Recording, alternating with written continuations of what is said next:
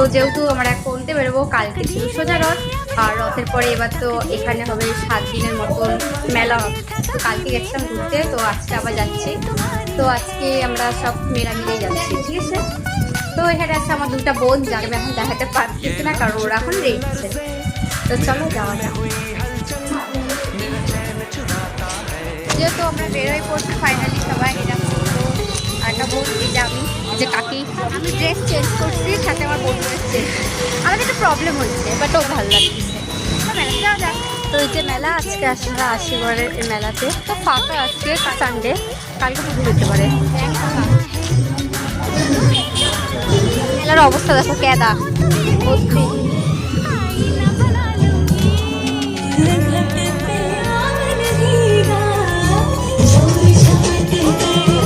দাঁড়াইছিলাম, আমি দেখি নাই, আমি এখন দেখি। এই মেয়েটা খিচুড়ি খাওয়ার লোভে লোপার সামলাইতে পারছে না। এই বাসা আগের মেয়েটা নাকি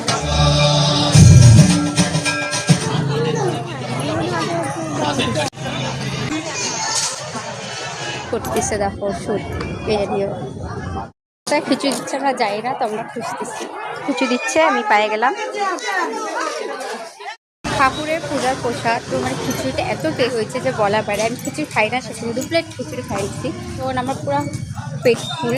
আর এই অবস্থা হয়েছে, মানে এত খাই আনলাম আমি, যার পেট ফুল আমার পুরো, যেটা বললাম। তখন আমার মেলাতে কিছু খাইতে ইচ্ছে বেশি। ঠিক আছে, অন্য 11 বাচ্চারা মেলায় আসলাম ঘুরে।